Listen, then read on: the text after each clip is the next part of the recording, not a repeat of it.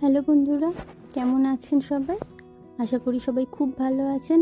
আমিও খুব ভালো আছি। আজকে শনিবার, আজকে আমরা ট্যাকোমা নামে একটি শহরে যাচ্ছি একটি বিশেষ কাজে। তো ভাবলাম আপনাদের সাথে আমি বাস ব্যবস্থা কীরকম এখানকার রুটটা একটু শেয়ার করি। এই হলো ট্যাপ কার্ড, বাসের টিকিট। এই আমাদের বাস এসে গেছে। আমরা 594 বাসে করে আমরা ট্যাকোমা শহরে যাব, কিন্তু দুটো বাস চেঞ্জ করতে হবে। এটা হলো দূরপাল্লার বাস।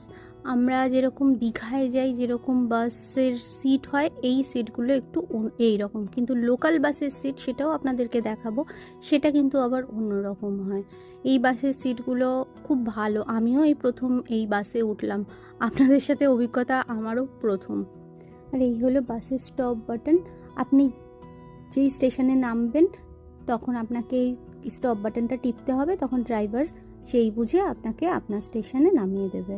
কারণ এখানে তো কন্ট্রাক্টর নেই যে আপনার জন্য বাস দাঁড়াও করে দাঁড় করাবে। ও আপনাকেই নিজেকে আপনার স্টেশন বুঝে আপনাকে নেমে পড়তে হবে। এখানে আমরা দাঁড়িয়ে আছি আমাদের সেকেন্ড বাসের জন্য। আমরা এলাম আর বাসটা বেরিয়ে গেল, ওই জন্য কিছুক্ষণ ওয়েট করছি। দেখুন রাস্তার অবস্থা, বাস স্টপটা দেখুন পুরো ফাঁকা। এসে গেছে আমাদের বাস। আমরা এবার 500 নম্বর বাসে করে যাব আমাদের ট্যাকোমা শহরটাতে। এই যে ট্যাপ করলাম, এখানে আমাদের টিকিট কাটা হয়ে গেল। এই দেখেছেন, এই দেখুন, এটা হচ্ছে লোকাল বাস। লোকাল বাসের সিটগুলো ঠিক এরকম হয়। লোকাল বাসে আপনার গদি সিট হবে না, এরকম প্লাস্টিকের সিট, যেরকম নর্মাল সিট হয় ওই রকম হচ্ছে বাসের সিট। এই যে আমরা পৌঁছে গেছি।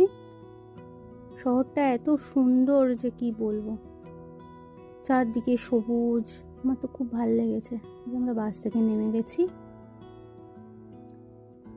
চলুন আপনাদের দেখালাম এখানকার বাস রুট কীরকম হয়, কীরকমভাবে বাসে করে আসতে হয়, দু রকমের বাস। ঠিক আছে, কেমন লাগলো আমাকে জানাবেন। টাটা।